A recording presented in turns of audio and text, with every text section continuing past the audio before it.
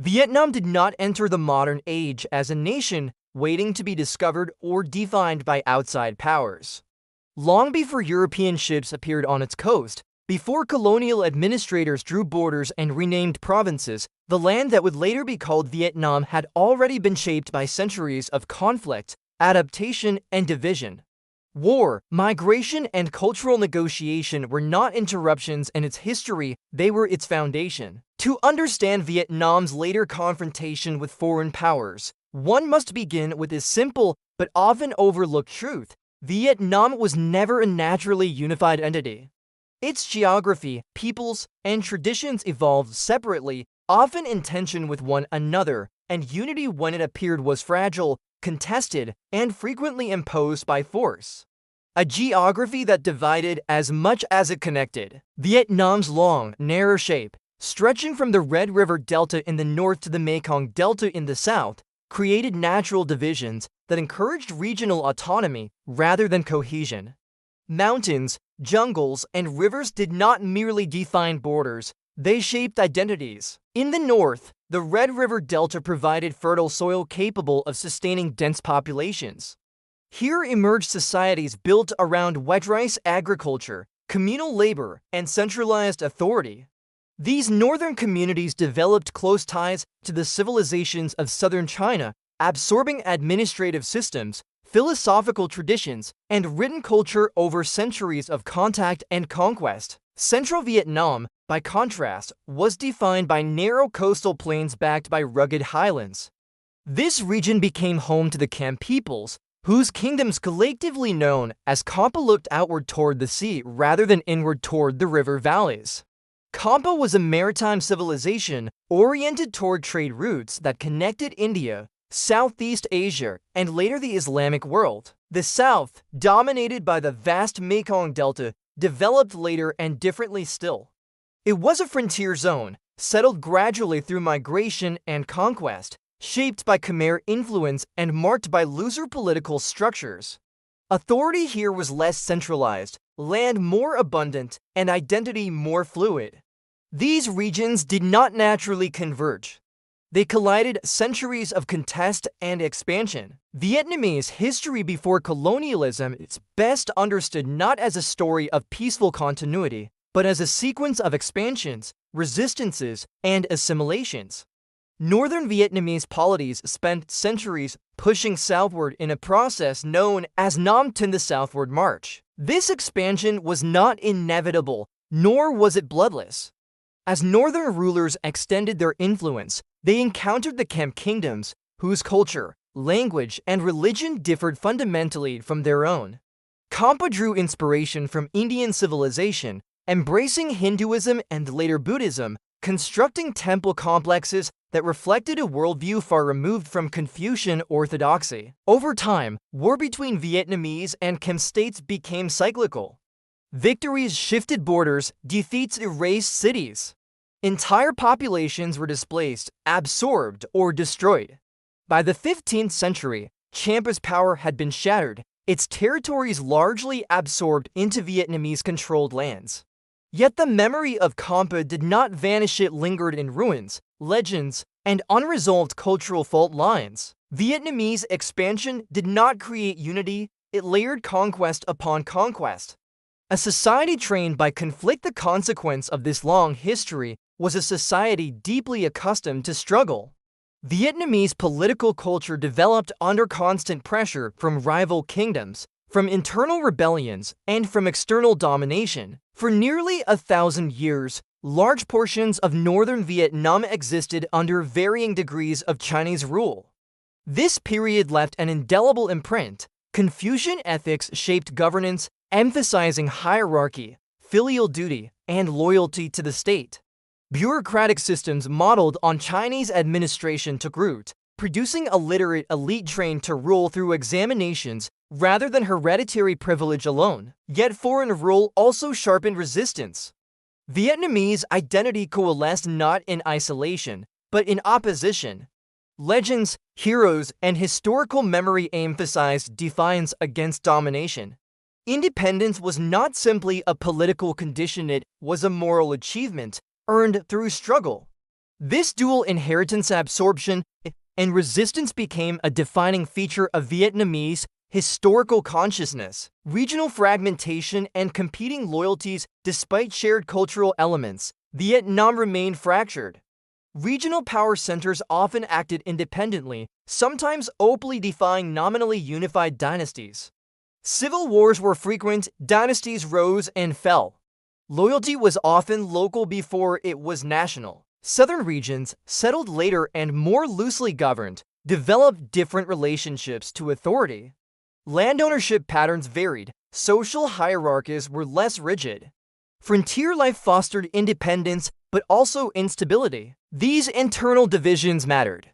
They meant that Vietnam's later encounters with European powers occurred not with a single, unified society, but with a mosaic of regions, each carrying its own history, grievances, and expectations. Memory as a political force. Perhaps the most critical inheritance of pre-colonial Vietnam was memory. History was not abstract, it was lived, taught, and transmitted through stories of survival. Wars were remembered not as distant events, but as lessons. Foreign intervention was never assumed to be temporary or benign. It was understood as part of a recurring pattern. Empires came, empires ruled, empires were resisted. This long memory would later confound Western observers, who often assumed that modern ideology alone, capitalism versus communism, democracy versus authoritarianism, defined Vietnamese motivations. In reality, those ideologies were layered atop a much older framework of resistance to external control, the illusion of simplicity. By the time the modern world began to take interest in Vietnam, outsiders often mistook surface similarities for unity. Shared language, shared myths, and shared borders suggested coherence. But beneath that surface lay centuries of fracture. Vietnam was not born into the 20th century as a nation-state in the European sense. It was a historical process still unfolding, a land shaped by conquest, migration, and adaptation, where war had long been a teacher and survival a discipline. This was the Vietnam that later colonial powers would encounter. Not empty, not passive, not unified, and not easily understood. When Europe finally arrived in Vietnam, it did not enter a quiet or unsuspecting land. It stepped into a region already shaped by centuries of trade, warfare, and cultural exchange, a society familiar with foreign influence, but deeply wary of foreign control. The tragedy that followed was not born from first contact, but from misreading what that contact meant. European powers did not arrive as conquerors at first. They came as traders, missionaries, and intermediaries, drawn by Asia's wealth and strategic position. Yet from the beginning, commerce, religion, and violence moved together, inseparable threads of a single expanding system, trade routes before empire. Vietnam had long been connected to the wider world before European ships appeared on its horizon. The Kim kingdoms had maintained maritime trade routes across the South China Sea for centuries, linking Southeast Asia with India, the Middle East, and China. Spices, ceramics, textiles, and ideas flowed through these networks. When Portuguese traders reached Southeast Asia in the 16th century, they encountered societies already accustomed to foreign merchants. Dutch, Spanish, British, and French traders soon followed.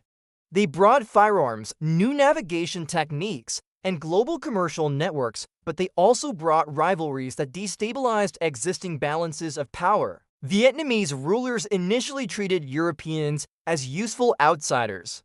Firearms could strengthen armies, trade could enrich courts. Missionaries could be tolerated, so long as they did not challenge political authority. That tolerance would not last. Missionaries and the quiet revolution of language. Among the most consequential European arrivals were Christian missionaries. Catholicism entered Vietnam not as a mass movement, but as a slow, persistent presence, protected at times by local rulers and persecuted at others. Missionaries did more than preach. They studied Vietnamese society closely, learning local languages and customs. In doing so, they became conduits between worlds. One figure in particular would leave an enduring mark: Alexander de Rhodes. Building on earlier efforts by Portuguese missionaries, the roads helped systematize a Romanized version of the Vietnamese language Quoc Anh. What began as a tool for evangelization would later transform Vietnamese society itself. By reducing Vietnamese to a Latin-based script, missionaries unintentionally democratized literacy. Over time, reading and writing would no longer be confined to Confucian elites trained in classical Chinese. Language became more accessible and with it, ideas. This was not yet revolution, but it was preparation. Faith as a political fault line. Catholicism spread unevenly, but deeply, particularly in certain regions and communities. Converts often formed tight-knit networks bound by faith rather than village or dynasty. To Vietnamese rulers steeped in Confucian tradition, this loyalty to an external religious authority was unsettling. Tensions grew, periodic persecutions followed. Missionaries were expelled, arrested, or executed. These actions, rooted in fears of social disruption and political disloyalty, would later be reinterpreted by Europe as moral outrage. In reality, they were warnings that Vietnam understood faith not merely as belief, but as power. European governments, especially France, would later seize upon these executions as justification for intervention. What Vietnam saw as internal governance, France reframed as barbarism requiring correction, from influence to intervention. By the 19th century, Europe's global posture had changed. Industrialization had intensified the search for markets, resources, and strategic footholds. France, seeking to reassert its status as a global power, looked towards Southeast Asia. Vietnam, divided internally and pressured externally, appeared vulnerable. French gunboats arrived not as traders, but as enforcers. Treaties were imposed under threat. Territories were seized incrementally, first Cochin China in the south, then influence over Annam and Tonkin. This was not a single conquest, but a gradual strangulation. Each treaty chipped away at sovereignty, each concession deepened dependence. Vietnamese rulers attempted compromise, believing accommodation might preserve autonomy. Instead, it accelerated collapse, colonial design, and artificial division. When France consolidated control, it did not govern Vietnam as a unified entity. Instead, it divided the land into administrative regions, Cochin China, Annam, and Tonkin. Each was governed differently, under different legal systems, reinforcing divisions that had once been fluid. This was colonial strategy, not accident. By fragmenting authority, France reduced the risk of unified resistance. By privileging certain regions and elites, it created collaborators dependent on colonial power for status and wealth. Vietnam was now divided not by history, but by design. The psychological shift. Colonial rule altered more than borders, it reshaped perceptions. Vietnamese society was forced to confront a new hierarchy, one that placed Europeans above indigenous elites and foreign values above local traditions. This produced deep psychological strain. Confucian scholars found their status diminished. Traditional authority structures eroded. Advancement increasingly required assimilation, adopting French language, manners, and worldview. Yet this process also generated resentment. Education opened doors, but only selectively. Opportunity was offered, but unequally. The promise of modernity came with humiliation. France believed it was civilizing Vietnam. Vietnam experienced being reordered. Misreading the land, European observers often assumed that Vietnam's acceptance of foreign trade and ideas signaled openness to foreign rule. This was a catastrophic misunderstanding. Vietnam had always absorbed external influences, but on its own terms. Chinese administration, Indian religion, and regional trade had been adapted, localized, and eventually resisted when necessary. Colonialism was different. It did not seek integration, it demanded submission. And submission was never part of Vietnam's historical contract, seats beneath the surface. By the late 19th century, French Indochina appeared stable. Railways were built, plantations expanded. Bureaucracies functioned, order, from a colonial perspective, had been achieved. But beneath that surface, older memories stirred. The same historical consciousness forged through centuries of resistance now turned inward, recalibrating itself for a new struggle. Vietnam was learning the language of its rulers, it was studying their laws, it was absorbing their ideas, not to become French, but to understand how to resist them. The European intrusion had not erased Vietnam's past, it had activated it. By the early 20th century, French rule in Vietnam had matured into a system that appeared, at least on the surface, stable and permanent. Roads cut through rice fields, administrative buildings rose in colonial cities. Courts, schools, and police stations projected authority. To European observers, French Indochina seemed orderly, a successful extension of empire, but this appearance concealed a deep and a widening fracture. The colonial state functioned efficiently not because it had reconciled itself with Vietnamese society, but because it had restructured that society to serve imperial needs. Beneath the calm of daily administration, Vietnam was undergoing a transformation that would make future conflict not only possible, but inevitable, a new social order. French colonialism reshaped Vietnam's economy first, and society followed. Land long the foundation of Vietnamese life was reorganized to maximize export production. Large plantations expanded, particularly in the Mekong Delta, producing rice and rubber for global markets. In the process, a new landlord class emerged. Some were French settlers. Others were Vietnamese elites willing to collaborate. Traditional village structures, once based on communal landholding and local autonomy, eroded under the weight of taxation, debt, and privatization. For peasants, the consequences were devastating. Loss of land meant loss of security, debt became chronic. Migration increased as families were forced to seek work on plantations or in cities. Poverty spread even as exports grew. Colonial order delivered efficiency, but at enormous human cost, bureaucracy, and control. The colonial state depended on bureaucracy. Vietnamese clerks, interpreters, and administrators staffed the lower levels of government, implementing policies designed in French offices. This created a class of educated intermediaries neither fully empowered nor entirely powerless. They lived between worlds. On one hand, education offered advancement. French schools taught language, science, and law. On the other, advancement required conformity. Loyalty to the colonial system was rewarded, dissent was punished. This arrangement fostered both opportunity and alienation. The colonial classroom taught more than obedience, it exposed students to European political thought, revolutionary history, and critiques of empire. Ideas meant to justify colonialism often became tools to challenge it. France had planted an intellectual seed it could not control. Cultural displacement. French influence extended into culture and daily life. Urban centers adopted European architecture. Cafes, theaters, and newspapers appeared. French language became a marker of status. But cultural transformation was uneven. Rural Vietnam remained deeply traditional, while cities became sites of tension between old values and imposed modernity. Confucian scholars found their influence fading, replaced by Western-educated elites who spoke the language of progress but lived under colonial constraint. This cultural displacement intensified identity crises.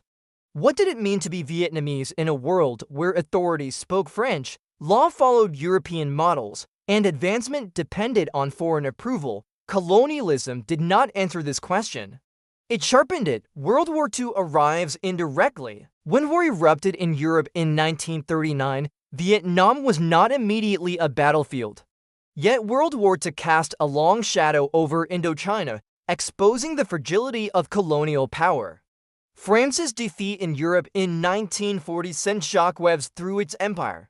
Authority that had once seemed unassailable now appeared compromised. Into this uncertainty stepped Japan. Japanese forces entered Indochina not through conquest, but negotiation. The French colonial administration remained in place, nominally in control, while Japanese military power loomed in the background. This uneasy arrangement preserved the illusion of continuity. In reality, sovereignty had evaporated, the collapse of colonial legitimacy. The presence of Japanese forces shattered a core myth of colonial rule, the promise of protection. France had justified its domination in part by claiming to shield Vietnam from other imperial powers. That claim now rang hollow. Vietnamese observers took note. If France could not defend itself, let alone its colonies, what authority did it truly possess? At the same time, wartime demands intensified exploitation. Resources were diverted, food supplies were strained.